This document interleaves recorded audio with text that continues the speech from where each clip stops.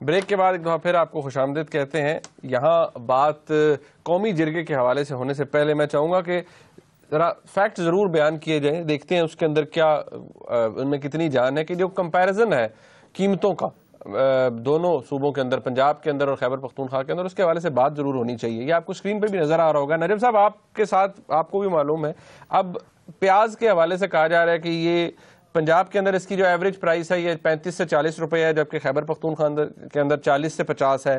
آلو یہاں 30 روپے ہے, خیبر پختونخوا میں 40 سے 45 روپے. ٹماٹر یہاں ایک زمانے میں 200 تک گیا ہے, پھر اب 55 سے 60 روپے, اور خیبر پختونخوا کے اندر اس کی پرائس کم ہے 45 سے 50 روپے. لہسن جو ہے وہ یہاں پر 120 سے 140, خیبر پختونخوا میں اس کی قیمت کم ہے 100 سے 130.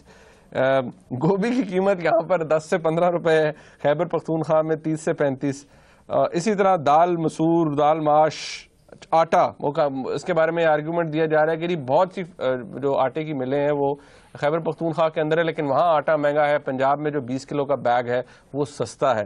اب اس کے حوالے سے آپ کیا کہیں گے, یہ کتنی اس آرگومنٹ کے اندر کتنی جان ہے کہ خیبر پختونخوا میں چیزیں زیادہ مہنگی ہیں؟ عمران خان صاحب یہ کہتے ہیں کہ جو چیزیں پنجاب سے آتی ہیں وہ خیبر پختونخوا میں مہنگی ہوتی ہیں.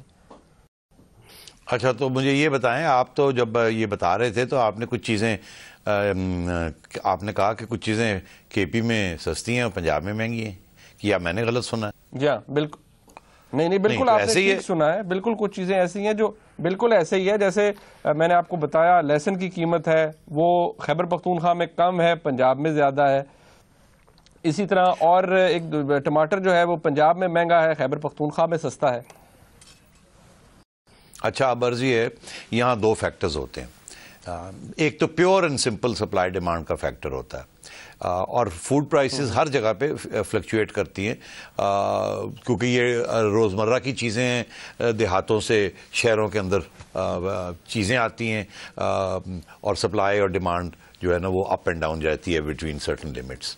تو یہ کوئی ایسی بات نہیں ہے. آپ دیکھنا یہ ہے کہ یہ جو سیمپل لیا گیا ہے کیا ایک ہی وقت دونوں جگہ پہ لیا گیا ہے, مطلب ہے کہ جس دن لیا گیا لاہور میں اسی دن کے پی میں لیا گیا, یا فرق دنوں پہ لیا گیا سوٹ کرنے کے لیے, کسی ٹلٹ دینے کے لیے, فگرز کو فج کرنے کے لیے. میں آپ سے یہ سوال ضرور پوچھوں گا کہ یہ کس نے فگرز دی ہیں آپ کو؟ یہ وفاقی حکومت کی جانب سے دیے گئے ہیں. تو ظاہر ہے اگر وفاقی حکومت نے دیے تو انہوں نے تو اپنا ایک موقف ہے اس کو پروو کرنا ہے نا. میں اس لیے کہہ رہا ہوں کہ جو لوگ اسٹیٹسٹکس پڑھتے ہیں, لکھتے ہیں اور سمجھتے ہیں, انہیں پتہ ہے کہ کتنا آسانی کے ساتھ یہ اس قسم کے اسٹیٹسٹکس کو فج کیا جا سکتا ہے اور غلط امپریشن دیا جا سکتا ہے. تو اس لیے میں معذرت سے میں اس میں کوئی خاص سمجھتا ہوں یہ اسٹیٹسٹکس میں وزن نہیں ہے, مگر اس کے باوجود, اور اس سے کچھ پروو نہیں ہوگا, مگر اس کے باوجود میں یہ کہوں گا اس میں مارکیٹ اور سپلائی کا, ڈیمانڈ سپلائی کا مسئلہ ہوتا ہے, اور ڈیپینڈ کرتا ہے کہ کس سیزن میں بات ہو رہی ہے, کس سٹیج پہ یہ بات ہو رہی ہے, اور یہ اپ اینڈ ڈاؤن رہتا ہے, اس سے کچھ پروو نہیں ہوتا. دوسری بات یہ ضرور میں کہوں گا کہ جہاں تک پرائسز کا تعلق ہے یا ایفیشنسی کا تعلق ہے مارکیٹ کی, کیونکہ مارکیٹ ایفیشنسی جو ہے وہ بھی ڈٹرمن کرتی ہے سپلائی ڈیمانڈ, کہ ڈیمانڈ جو ہے وہ سیٹسفائی ہو رہی ہے سپلائی کے ساتھ یا نہیں, اور اس کے ساتھ بہت سی چیزوں کا فیکٹرائز کرنا پڑتا ہے, market to farm to market roads, speed of communication, کیا آپ پروڈیوس کر رہے ہیں کیا نہیں کر رہے, کہاں سرپلس ہے کہاں شارٹیج ہے, کہاں سے موومنٹ ہو رہی ہے, and so on and so forth.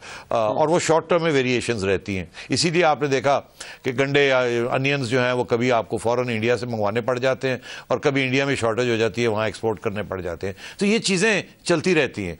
مگر میں ایک بات ضرور کہوں گا کہ شہباز شریف صاحب جو ہے وہاں پنجاب کے اندر وہاں بڑے کڑی نظر رکھتے ہیں پرائس کنٹرولز کے اوپر اور پرائس موومنٹس کے اوپر. وہاں ایک انسٹیٹیوشنل میکنزم پنجاب میں بنا ہوا ہے, کیونکہ میں وہاں رہا ہوں تو میں نے دیکھا ہے کہ وہاں بڑی سینسٹیوٹی اباؤٹ دیز تھنگز, اور شہباز شریف صاحب خاص طور پہ بڑا کیئرفلی وہاں لوگ ہیں جو مانیٹر کرتے ہیں تاکہ کسی قسم کی ہورڈنگ نہ ہو, کسی قسم کی اور کوئی بلیک میلنگ نہ ہو, اینڈ سو آن. میں سمجھتا ہوں کہ اس کی وجہ سے زیادہ پرائس اسٹیبلٹی ہوتی ہے اور زیادہ گورنمنٹ کا کوئک رسپانس ہوتا ہے اگر کوئی شارٹیج ہوتی ہے یا کوئی کرائسس بنتی ہے.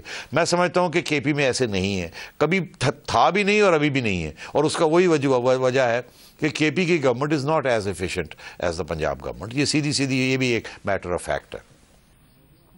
اوکے, اچھا نین صاحب تھوڑا سا میں بریفلی چاہوں گا کہ یہ جو آج قومی جرگہ ہوا, مولانا سمیع الحق صاحب تھے, حافظ سعید صاحب جی تھے, ایک دو باتیں اب وہ بات بھی وہی، وہ کہتے ہیں جی آج آپ امریکہ کی جنگ سے نکل آئیں تو ہمارے ملک میں فوری طور پر امن ہو جائے گا. ایک یہ سوچ ہے. ساتھ ہی وہ یہ کہتے ہیں جی ہم نیٹو سپلائی کی بندش کو بھی ہم سپورٹ کرتے ہیں.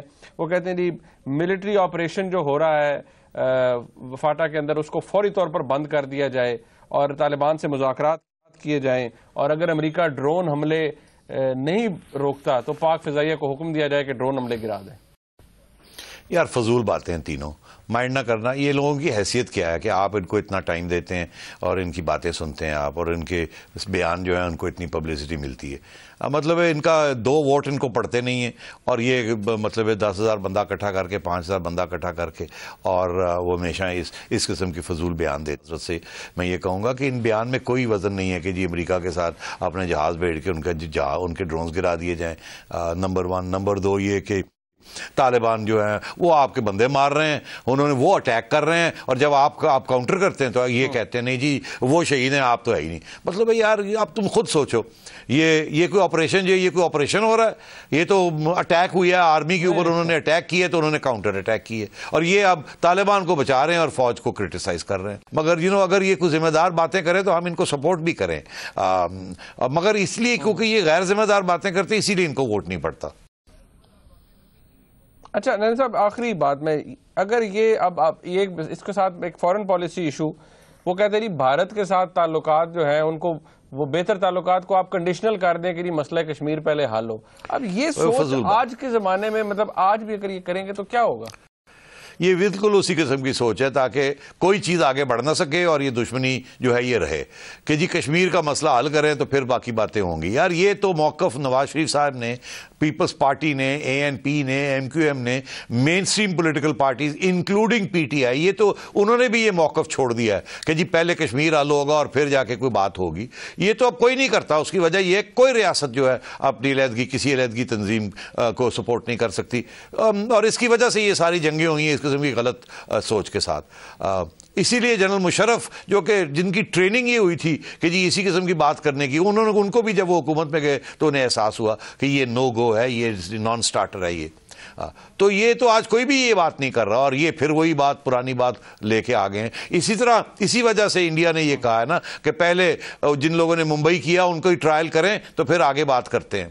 تو یہ جو ہے نا پری کنڈیشنز لگا دینا, یہ نہ ان کی طرف سے صحیح ہے نہ انڈیا کی طرف سے صحیح ہے. صحیح.